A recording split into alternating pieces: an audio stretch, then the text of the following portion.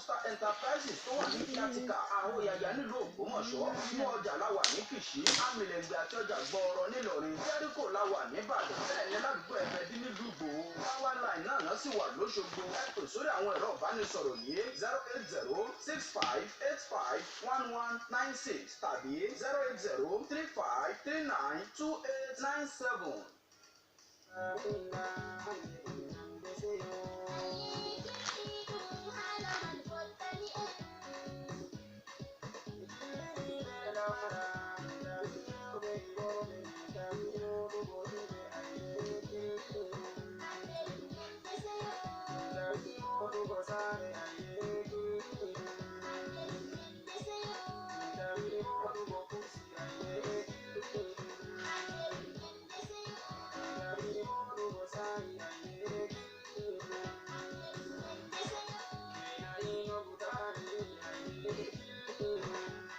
Allah dan yetima.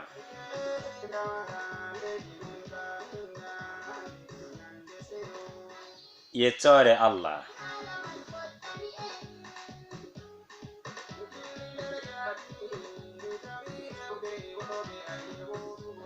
Enkiri jan jamare Fulbe. Min suka modo mi ɓiɗɗo moɗum. Malam Umaru. Moaniɗo on ma Alfullanny Peace Center.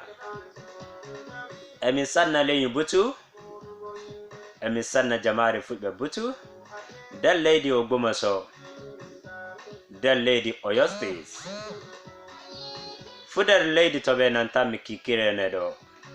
Wigo enkiri jam. Enkiri jan jamare Fulbe. E inne dottijon e inne yerajo.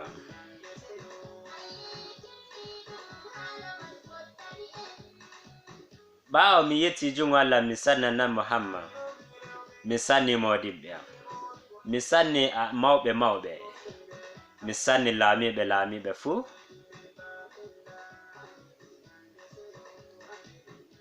Fa non garum bitimi to yerajon e dottijon wigo emi sanna emi sanna leñu butu. Emi sanna jamare Fulbe butu. Gannu yeraɓe annon, gannu dottiɓe annon. Moyno wiyete Umaru.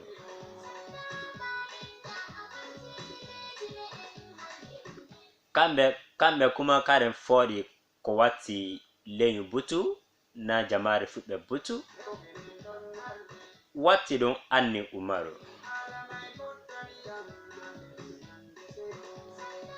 To yerajo an bi siredu. Moyno annata Umaru. Mi yetti e jungo yerajo. Mi sanni Wallahi. Mi yetti sanne. E inne nodduɗo an dow harakaji ɗi. E inne engineer. E inne mawɓe amen dow jannire diwneɗo. Parrot FM 101.1 Ukebe bi Ogbomoso. Kan channera mi leñu butu. Fa hanno e inne serki Fulani mo leydi Ogbomoso. Umaru Yaro Babuga. E inne joro mo leydi Ogbomoso. Olon toyi Nuruddin. Kan channera mi leñu butu. Wigo enkiri jan del leydi Ogbomoso. Fa hanno yago del leydi Oyo State. E inne serki meɗen mo leydi Oyo State gabago. Alhaji Saleh Abdul Qadiri. Emi sanna leñu butu. Enen fa hanno ko yahata oɗo. So Allah laamiro tokkayri nayi. Ibarke inne Allah. Fusukaɓe serki Fulani mo leydi Oyo State. Emi sanna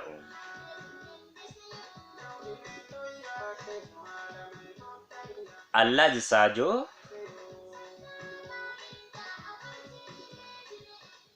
Kawu amo barke no. Mi sanni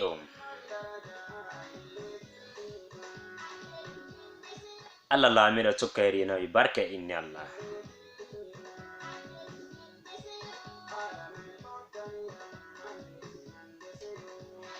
Belijo mala Habibu no. Gure dada Oduoba. Ogbomoso amin dono. Misani o malam. So odum balla min do duayo. Koya hata odo.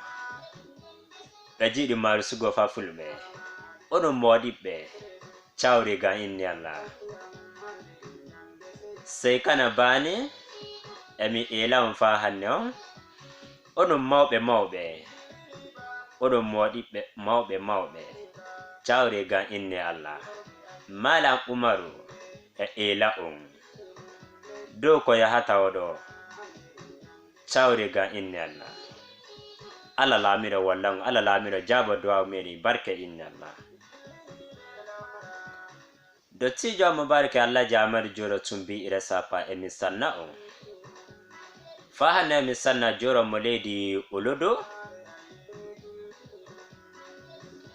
Allah Sulaiman joro olodo Allah ji isa joro lokitira sadu emisanna fahana emisanna joro ikoyile fahana emisanna joro iluju emisanna ono e wakili modo emisanna esiroma modo fahana galadima mo emisanna oroji emisanna chiamam mande ene futira Kenya to lamwa amura muladukon onon jamaare butu baba kule men gadi di futira don Kenya misanne ono e yaadu ono e mo ingolenyo ala lamido bisata barka inni Allah sagari misanne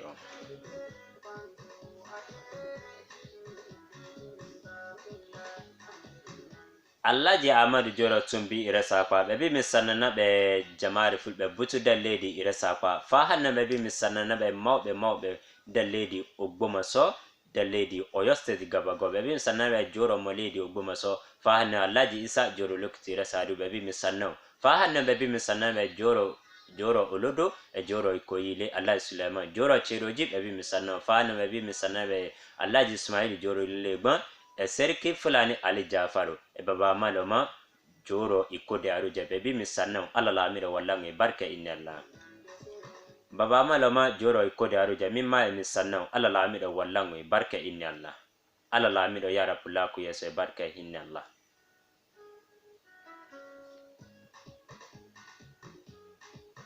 Chairman jamnat fe mo lady resa pa batunde tumbi e misanna fahano Allah jamar joro tumbira sa kwa be mi holla lenyi butu dalle dira sa kwa jango futire medin no tonje giti ore mi mo fi alajo bibio mo mi lọ sí ibi wọ́n ló tin gba omi òkú tó fin oko rẹ̀ tere oko rẹ̀ fin pọ̀ yanturu ohun tí aláìmọ̀ kan yín fi ń ṣe ara rẹ̀ ló pọ̀ ẹ̀yin ò mọ̀ ojoojúmọ́ lọ́pọ̀ ètò ọ̀gbìn sún sókè sí ìran àgbẹ̀ Farmbuster Enterprises làṣírí ọ̀rọ̀ mi níbi mo ti ń gbéra èso tí mò ń gbìn bí mo tún gbìn tán máa tún fún oògùn fin àwọn oògùn tí ń pagbó tí ń pako wàràwàrà àbí òòrí bí esúlẹ̀ tí wà nínú oko mi ni ajílẹ̀ tó ń bẹ lọ́pọ̀ yanturu. tonjilẹ̀ tọ́ra àgbẹ̀ gẹ́sẹ̀ mọ́rò ọ̀nà tó dá lè kíjẹ ìrọ̀rùn àgbẹ̀ kan wádìí. ìwọ náà lè gbéra ṣàṣà lónìí kó kàn sí wọn ní ìrọ̀rùn àgbẹ̀ Farmbuster Enterprises tó wà ní kíátíkà àhóyàyà nílùú Ògbómọ̀ṣọ́ inú ọjà láwà ní Kìṣí àmìlẹ̀ngbẹ̀ àti ọjà gbọ́ọ̀rọ̀ nílọrin jẹ́ríkò láwà níbàdàn bẹ́ẹ̀ ní ládùúgbò Ẹ̀bẹ̀dí nílùú Ìgbòho power line náà sì wà lóṣogbo ẹ pè sórí àwọn ẹ̀rọ ìbánisọ̀rọ̀ yìí 08065851196 tàbí 08035392897. 101.